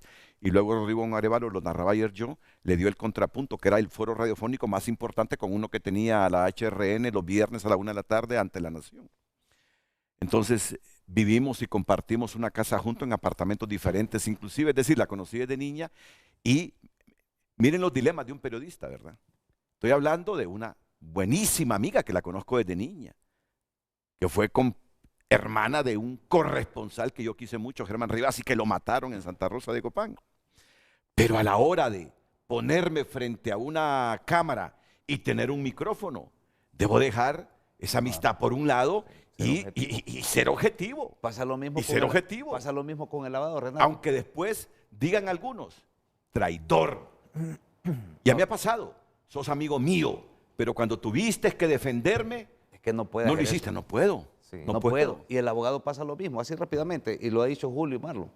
El problema de uno, cuando viene a estos foros, Renato, tiene que hablar con total apego a lo que manda la Constitución y las demás leyes, porque nosotros somos un Estado de Derecho. Y aquí le puedo decir que la señora Rocío Tábara, que no conozco, jamás he cruzado palabra con ella, lo más que puede estar presa son 2 años. Y se lo digo con toda propiedad. En el eventual caso, que sea encontrada responsable. Entonces, tampoco hay que decirle al pueblo hondureño de que esto va a durar 10 años, 20 años, 30 años en prisión, porque eso no es cierto. Ahora, de lo que sí estamos claros nosotros, es que cometieron un fraude alevoso. No, eso es un hecho casi notorio, premeditado, y que el Estado tiene que defenderse y hacer justicia. Pero de forma correcta. De forma correcta. De forma correcta. Ahí nosotros tenemos que exigir que se siga el debido proceso. Así es. Y si es encontrada responsable, que se sancione tal como lo manda la norma. Punto. Vamos a la pausa entonces. ¿Qué alcance puede tener? No sé si el productor ya me buscó el audio. Está en la escaleta de TN5 de anoche, donde Rocío se está comunicando con Marco Bográn, que conste, Rocío después le mandó una nota fuerte a Radio América, porque fue la estación que divulgó el audio. Le digo, se han metido con mi intimidad. Yo no sé cómo la América consiguió el audio, seguramente se lo pasaron. Pero bueno, es de interés público. Es de interés público porque es una expresión, una llamada en medio de una pandemia que nos dejó casi 11.000 muertos. ¿Cómo no va a ser de interés público ese audio? Sí, la pausa y luego los abogados nos explican eso. Las consecuencias, los alcances de ese audio en perjuicio de Rocío Tábara. En algo coincidimos los hondureños. Los hospitales móviles fueron un fraude. No hay manera como refutar eso. Cada uno de estos corruptos deben pagar, desde el más grande hasta el más pequeño, deben pagar las miles de muertes que pasaron a causa de estos asesinos, dice Daniel Cárcamo. Jarvin Sánchez dice, los hondureños no debemos caer en el juego de los que quieren tomar como defensa la persecución política para esconder las actividades ilícitas de exministros.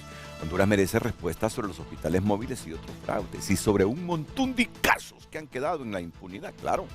Ismael Ochoa dice, no solamente fueron un fraude, sino que pesan sobre sus hombros de los protagonistas en esta estafa de los más de 11.000 muertos por COVID-19. La justicia tiene que ser impecable para que quede como ejemplo que la salud del pueblo no es negocio y máxime en tiempos de pandemia. Carlos dice, los responsables de ese fraude deben pagar. No es posible que los que provocaron tantas muertes estén libres. Queremos justicia, queremos que los responsables paguen. Ángel Matute, buenos días, pueblo hondureño. La justicia divina y terrenal siempre llega. Llegó el momento de rendir cuentas a este pueblo que tanto ha sufrido. ¡Claro! ¡Claro! Miren, este audio. ¿Cuánto compromete este audio a Rocío Tábora? Escuchémoslo. Sí, fue en julio. En julio de, no sé si está rotulado, Carlos. 21. Fue en julio de 2020, creo. En julio de 2020 fue este audio donde Rocío llama a Marco Bográn, en ese momento director de Invest. Mire, acabo de hablar con el presidente. Yo le propuse que todo lo que son insumos y temas vinculados al tema de salud, todo, lo compremos a través de Invest. Y me dijo que sí, porque es que lo demás es una dispersión y tengo otros fondos externos listos y entonces unos quieren hacer una cosa, otro, lo de los bancos otro. Entonces, pues esa es la instrucción del presidente, estoy tocando base con usted. Mis dos viceministras también están trabajando en ver cómo se articula todo ese desorden de cosas que se están y se quieren comprar, pero quería tocar base con usted, ¿verdad? Pues esa es la orientación que me dio el presidente. Cuando pueda, me avisa, hablamos. Y lo otro, una vez establecido el plan de adquisiciones y los recursos requeridos y desembolsos que vamos a estar trabajando, porque hay un grupo, entiendo yo, que está trabajando ahora ya en eso, porque eso fue lo que el presidente instruyó. Una vez que revisemos usted y yo ese plan, le demos lógica, le demos racionalidad y vamos a coordinar, yo voy a coordinar directamente con usted, Marco, ¿verdad? Y para evitar pues que por acá, la dispersión y para poder tener los insumos a tiempo. Entonces quedo pendiente de usted. Entonces ella dice, yo le propuse al presidente que todo lo maneje Invest, le dice. ¿Qué alcance puede tener esto? Entre el arsenal de pruebas que dice el Ministerio Público que tiene contra Rocío. ¿Abogado? Bueno, primeramente hay que ver la manera de la obtención del audio. El Ministerio Público tiene una división dentro del Ministerio Público que es una unidad de intervenciones telefónicas. Este no parece ser como en los juicios que se han celebrado anteriormente, donde se intervienen las llamadas en un teléfono y pues se escucha todo lo que es el diálogo. Este parece ser un audio enviado mediante WhatsApp. Parece ser la voz de la señora Rocío Tábora, parece ella manifestar de que en efecto ella sugiere, ¿verdad?, realizarlo mediante Invest y que se van a seguir todos los lineamientos que la ley establece. Pero ¿sabes que ella lo aceptó? Porque reaccionó y dijo, ustedes han invadido mi privacidad. Sí, le dijo a la América. Entonces, en efecto, hay que ver de qué manera lo va a incorporar el Ministerio Público. Hay que ver también la defensa cómo se va a oponer ese medio de prueba para saber qué valor probatorio el juez va a determinar darle a este medio de prueba denominado audio. Sí. ¿Marlon? Sí, fíjese que yo casualmente llevo un caso donde salieron en YouTube una serie de llamadas, una serie de audios, perdón. Porque este es un audio, no es una llamada. Sí. Y yo estoy en un proceso, pues aun y cuando es un delito de orden privado, que es revelación de secretos.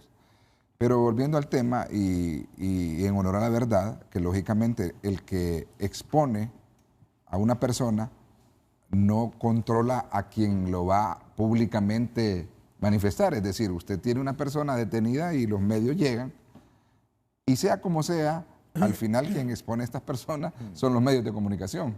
Porque es lo que sale, así como usted me enseñó en el Heraldo ahorita, así como usted me enseñó también en las noticias en otros medios de donde salió esta noticia, y que, como usted bien lo dice, el pueblo estaba cansado ya de que solo empleados de tercera categoría y no las personas que tenían la posición garante, es decir, ese dinero no hubiese salido de finanzas si no firma ella, ¿no? Se supone, correcto. Se supone, porque Sí. Marco Bobrán no tenía el grado de accesibilidad al dinero del pueblo. Y otros dicen que yo no sé, y es lo que trato yo le dije a mis compañeros que investiguemos hoy, porque mencionaron que del Banco Central salió esto. Por eso alguien me dijo, mira, Wilfredo Cerrato, me dicen, que esté pendiente del desarrollo de este juicio también. Bueno, porque vuelvo y repito, nosotros lo que como abogados es que no es que se va a acusar hasta el chofer que llegó, hasta el chofer que llevó a Bobrán a firmar. O sea, simple y sencillamente tenemos que enfocarnos nosotros en la participación directa de los que cometieron el delito. Es decir, quien tiene la posición garante de esa situación, quien tiene la inmediatez y el poder de decisión. Y ese es muy claro. ¿Quién tiene el poder de decisión y quién es el que pudo haber parado esto? Así de sencillo. Y después enfrasquémonos en la ruta del dinero.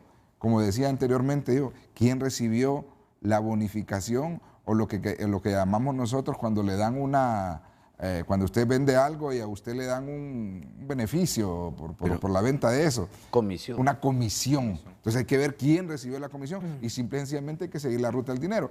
Y sea como sea, Renato, sea como sea, que la pena sea 2 años, que la pena sean 3 años, pero es una condena. Sí. Es una condena que el Ministerio Público tiene que buscarla. ¿Por qué? Porque esa condena es la que busca el Ministerio Público y tiene que servir de ejemplo a todo el funcionario, porque aquí lo que menos quisiéramos nosotros es decir, porque todo el mundo anhela, yo quiero ser funcionario, quiero hacer esto y tal vez tener la oportunidad de desarrollarte en tu vida por otras áreas mucho mejor. Porque digo yo, siendo diputado yo, ¿cuánto gana un diputado? 100,000 lempiras más lo que le quitan a él. Deducciones Le quedan 70. Y las coimas que...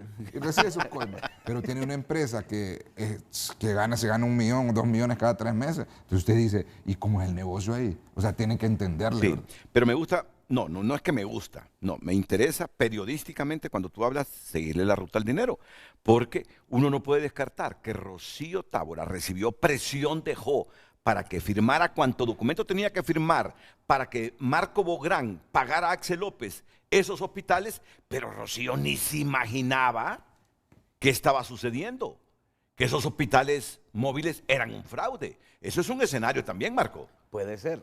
Pero que no la exculpa, porque firmó algo que al final se convirtió en un fraude. Es que el problema ahí, Renato, que el delito se comete por acción y por omisión. Claro, lo que tú decías hace poco. ¿Y quién sí. tenía el dominio? El dominio era ella como ministra de Seguridad y la garante, y ella tenía que velar por la buena administración de los recursos de todos los hondureños. Y como, no, ella es la que maneja los fondos de todo el gobierno en ese momento. Y si ella no tuvo el debido cuidado para manejar los fondos que nos pertenecen a todos, a usted, a Marlon, a todo el pueblo hondureño, en cuanto a desembolsar esos fondos que lindan con 48 millones de dólares y que se convirtió en un fraude, aun y cuando usted acertadamente dice de que ya no sabía de que iba a ser un fraude. No, yo lo manejo como escenario, no digo absolutamente que no sabía. Ahora bien, la pregunta que usted hizo al abogado Herrera es en el sentido del audio. Yo voy más allá del audio, Renato.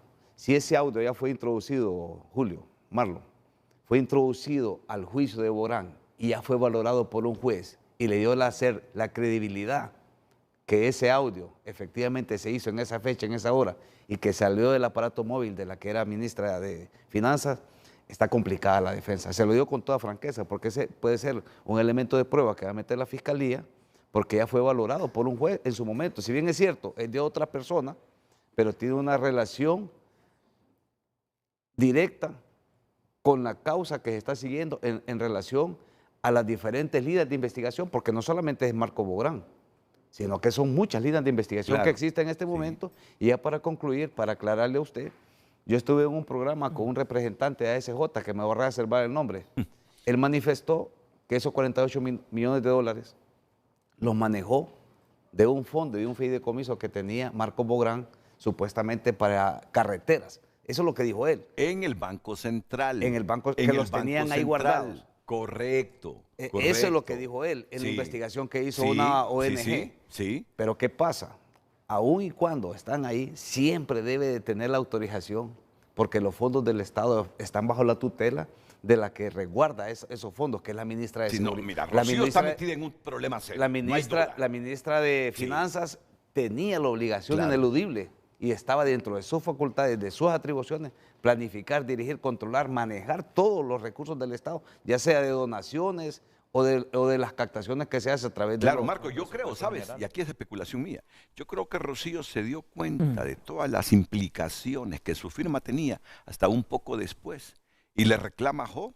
Y cuando Jo le dice, bueno, renuncia. Ya firmaste, renunciar. Mira. No, Jo no se lo dijo. Ella, de repente, su conciencia dice, mejor renuncio ahora antes de meterme a más rollos. Bueno, entonces se hubiera sometido a la justicia en ese momento y hubiera denunciado, porque también el no informar a la autoridad se convierte delito de encubrimiento. En un delito de encubrimiento de ese delito, porque si no se pudiera probar el fraude, pero hay un encubrimiento, porque ella ya tácitamente dice, en el audio, claro, en el audio dice Marlon de que ya ella tiene pleno conocimiento de que hay una delegación. ¿Quién le da la instrucción? Sí. ¿Qué dice ahí quién le da la instrucción? ¿Qué estamos esperando? Si a usted le instruyen que vaya a cometer un hecho que va a lesionar. Hay falta de requerimiento, facilito, ¿va? Sí. Porque dice, ya recibí la instrucción de que manejemos esto. Dice, le propuse a Jo y él me autorizó, dice, para que te diga que tú manejes todo esto. Sí. Renato, ¿y qué sabemos si la tesis de la Fiscalía va a decir? Como ella ya sabía, hay una colusión entre Axel López, si es que lo logran establecer, que también es importante traerlo, ha trascendido de que se denegó la extradición y ahí no aplica el principio de reciprocidad, porque sí debería de haber estado aquí, porque hay una orden judicial en donde se le requiere a este ciudadano para que se presente. Ok, miren, y el caso de Alba Consuelo Flores, la exministra de Salud. Ya me hubiera presentado. Porque miren, Alba Consuelo, ella no pidió los hospitales móviles. Sí. Bueno, pero ella no pidió los hospitales móviles. En la audiencia que fue señalada, ella misma se hubiese presentado con su cuerpo de abogado. Yo hubiera hecho eso.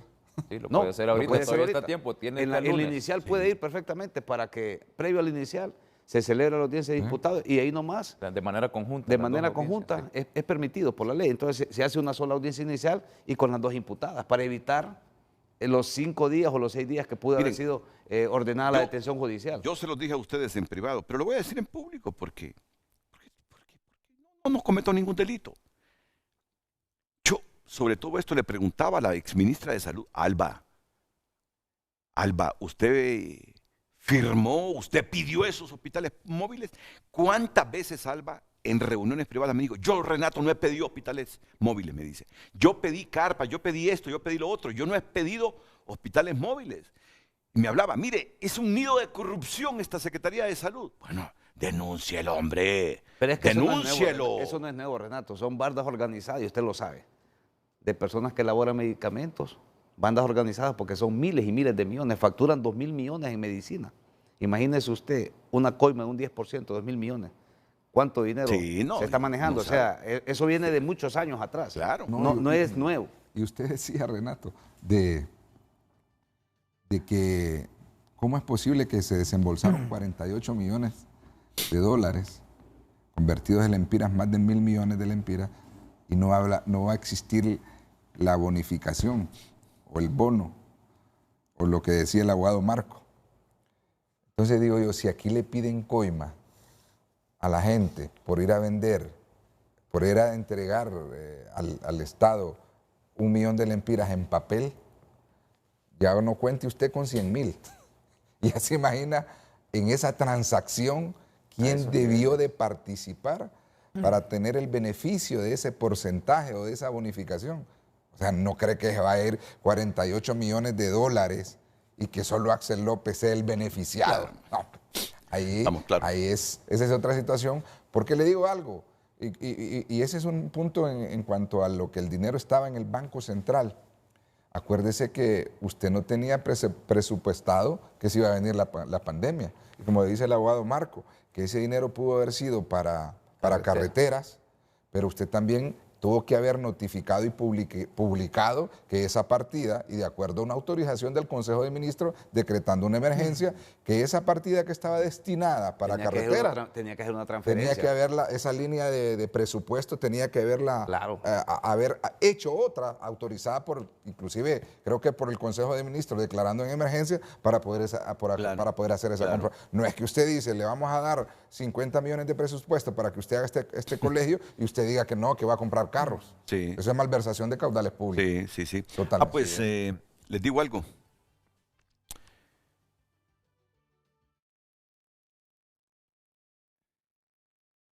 Pero mejor después de la pausa. No es el momento para decirlo. Después de la pausa mejor. Después de la pausa seguimos con esta temática y hablaremos un poquito de Alba Consuelo Flores, porque a Alba le imputan un delito adicional al de Rocío Tábora, a la exministra de Salud.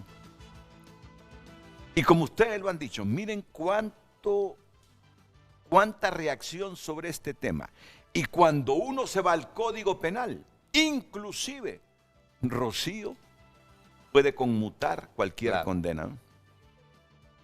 O puede pedir un reemplazo de pena. O sea, hay cualquier cantidad de figuras.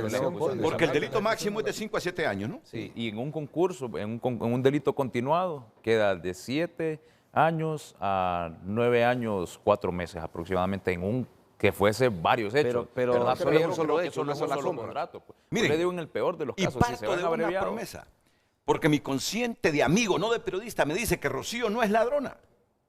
Rocío no es ladrona. Pero la pena que dice el Código Penal se queda corta bajo el daño en causado. relación al daño que causó Claro, ese fraude de los hospitales. Es que el nuevo Código móviles, ¿no? Penal también sanciona bastante lo que es la parte económica.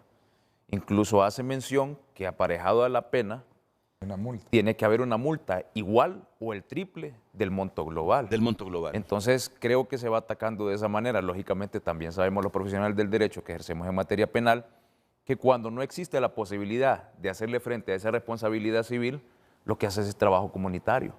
Entonces es infructuoso. Porque es ilusorio que funcionario público como Rocío Tábora te va a pagar 3.000 millones, el triple del monto. Nadie. Es una pena irrisoria y lógica. Sí. Pero Y lo puede que hacen a veces, responder en la privación medida de lo dominio. posible con los bienes que posea. Si la PGR por el derecho de repetición va y lógicamente presenta una vez, en el caso de que fuera encontrada responsable y que se le deduzca responsabilidad civil en la sentencia, podría la Fiscalía como representante del Estado presentar un derecho de repetición y lógicamente embargarle los bienes o los pocos bienes o los muchos bienes, desconocemos. Que eso es lo que hacen. Que pudiese tener la ministra de Finanzas, la ex ministra de Finanzas, y así por lo menos resarcir en algo el daño causado a la salud del pueblo hondureño. Pero nunca en el monto del triple. Pero sí en la capacidad que pueda tener la persona que es condenada para... Mira, el daño es moral, Marco. El daño es moral. La pena es moral. Para cualquiera. Para cualquiera. La pena es moral. No, y el hecho de ver a la señora ahí. Yo digo, claro, pucha, con hijos. Fatídico, nietos, si tiene familia. Y eso, una mujer que buena parte de Honduras le estima. No, No, claro, hombre. Y eso perdura por las generaciones venideras. Y por eso es que también, es importante lo que decía el abogado Marlon, el estado físico de ella, que esas evaluaciones se determine si en efecto ella puede cumplir una medida de arresto domiciliario en la casa o tal vez alguna otra medida. Es difícil. O el Depende peligro. de la medicina Mira, forense que yo 46 creo que no va a mujeres pasar. perdieron la vida en PN-Cefas. Y es peligroso, o sea, porque la animadversión, ¿cuántas personas privadas de libertad, mujeres, pueden haber perdido familiares, su madre, su padre, y al tenerla ahí pueden atentar ser contra su vida? Ese es peligroso. O sea, no estoy diciendo de que excusándola, Es un riesgo. pero es un riesgo distinto al que puede tener cualquier otra privada En de una libertad. cárcel tan insegura que hace algunos días, ¿cuántas mujeres murieron Más ahí? de 46. Más de 46 mujeres. Las mataron, las asesinaron. Ahí en ese centro donde está Rocío Tábora y donde en cualquier momento puede estar Alba Consuelo y una ex subsecretaria de Hacienda también. Claro. Sí. Y ahí es donde el Instituto Penitenciario debe de resguardar, porque una vez que se le pone a disposición, él tiene la obligación de resguardar la seguridad y la vida de estas personas en un centro penitenciario habilitado con todas las condiciones para que vaya... Somos país tercermundista, francamente, cuando uno mira la infraestructura de esa cárcel de mujeres. Somos país tercermundista, francamente. Dice que una vez, Somos país tercermundista. una vez dije que íbamos a Me hacer duele los decirlo, pero abogados unos somos. cubículos y no quisieron. Vamos a la pausa. En este momento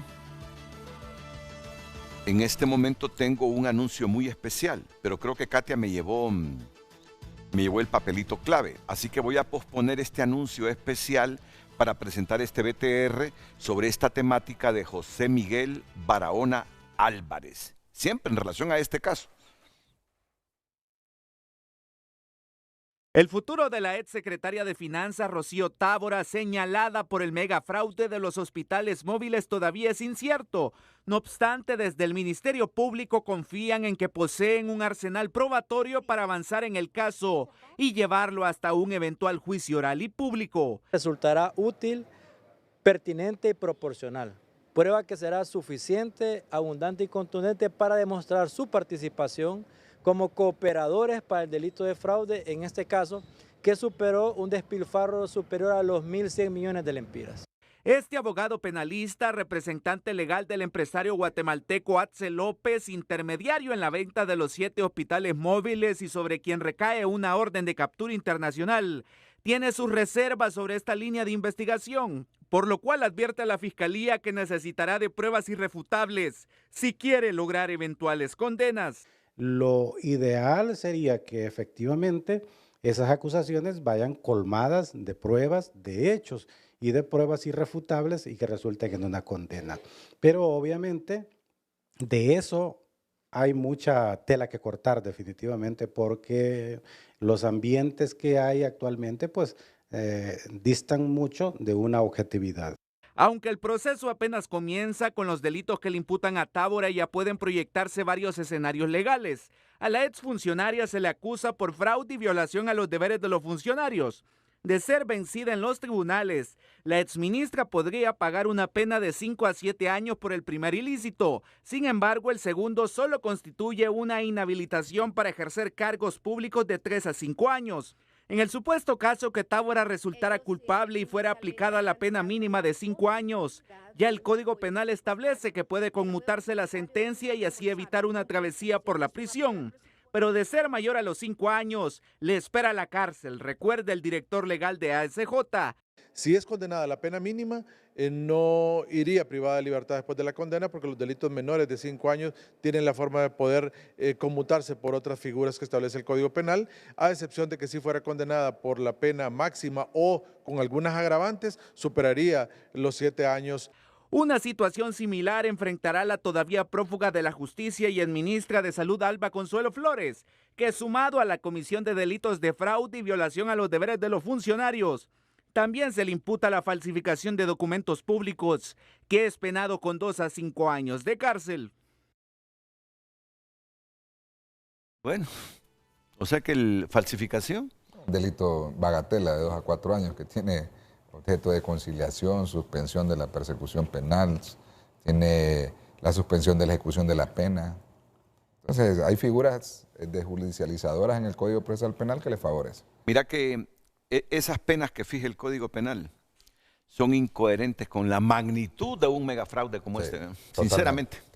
Y también, Marlon, aquí es que habría que establecer en el momento que supuestamente el Ministerio Público está determinando de la comisión del supuesto hecho hasta que no se pruebe, de la participación que tuvo la ex ministra de Finanzas y si se va a utilizar el código de 1984 o el actual código que entró en vigencia a mediados del 2020 hacia la fecha. Entonces, cuando se concreta este hecho, perdón, la ex ministra se pudiese acoger al código de 1984 y sí podría conmutar, Marlon, si se somete a un procedimiento abreviado en base a la pena que establece el mismo código, en donde es de 6 a 9, una rebaja de 1/4, podría ser objeto de ese beneficio y lógicamente ya con la condena podría ya aplicar a un beneficio en base a lo que establece la retroactividad de la ley, porque eso lógicamente es un derecho que tiene ella y eso va a ser objeto de análisis por parte de su cuerpo de abogados, que no me queda la menor duda que están haciendo el análisis cuál de las leyes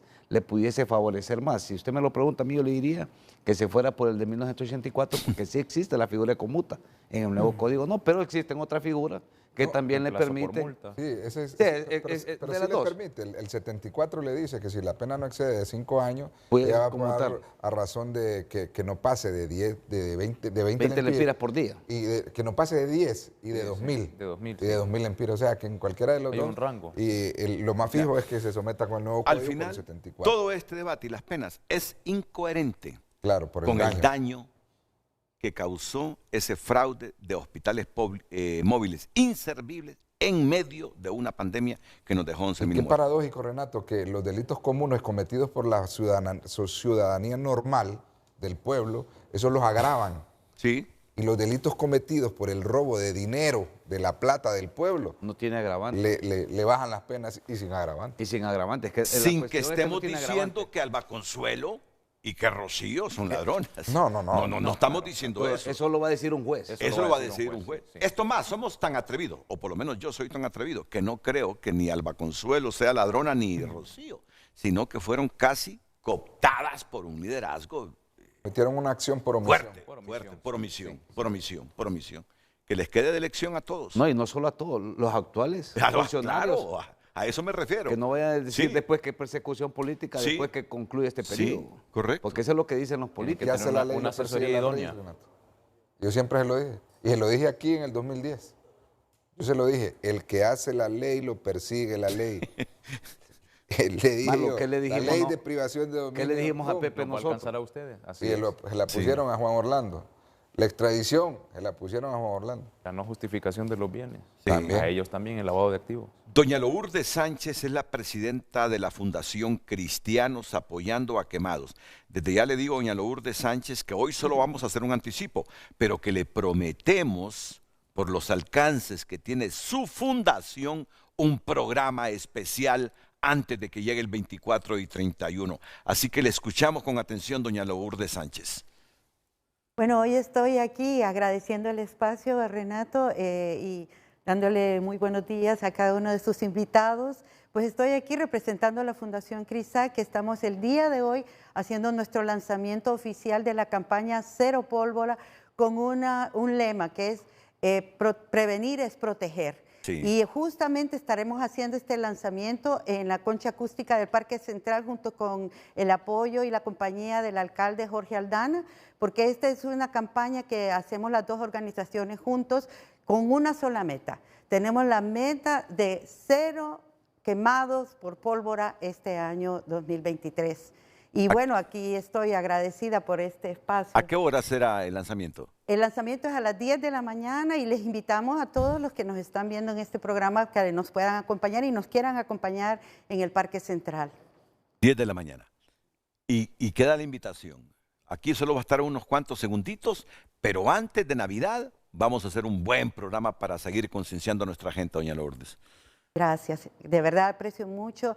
La verdad es que nosotros deseamos crear una campaña, una conciencia sobre los riesgos de la pólvora, que la gente entienda que realmente no es un juguete tener productos con pólvora y que necesitamos aprender que podemos celebrar la Navidad, celebrar el Año Nuevo sin poner en riesgo a nuestras familias. Yo sé que es un negocio para muchas familias hondureñas, pero es un juego tercermundista. Así es. Lamentablemente. Así es. Es bueno para la economía de muchas familias, pero es un juego tercermundista eso de la pólvora. Y que genera grandes costos también a la economía del país, ¿verdad? Porque el tratamiento de un quemado es algo muy caro. Sí, muy caro. Totalmente de acuerdo. Y de largo plazo. Así que espero que a las 10 de la mañana sea un éxito ese lanzamiento. Gracias. Lo vamos a cubrir como TN5 Estelar, doña Lourdes. Muchas gracias. Con la deuda, que vamos a hacer un programa con ustedes, como Fundación CRISAC. Cristal. CRISAC, Cristianos Asistiendo a Quemados. Ok. Y con otras organizaciones que desde hace tiempo vienen haciendo esta labor, sobre todo en esta época. Pues le tomo la palabra, don Renato, y así esperamos que podamos estar aquí de nuevo para compartir con el público que nos ve, ¿verdad?, acerca de este tema tan importante y de la labor que se hace para prevenir las quemaduras en el país. Porque si no viene el requerimiento fiscal. Sandy Rodríguez, la satisfacción de ver a delincuentes tras las rejas cuyos actos de corrupción contribuyeron a la pérdida de vidas durante la pandemia de COVID-19 es un sentimiento compartido por muchos. Justicia en acción, dice Aníbal Montoya. Aníbal Montoya es otro mensaje. La justicia de Dios es perfecta y no se equivoca. La de los hombres no lo es. Siempre que haya debidos procesos en las causas que se juzgan, se habrá avanzado en generar confianza. No obstante, si se evaden los procedimientos correctos, seguirá siendo una justicia parcializada.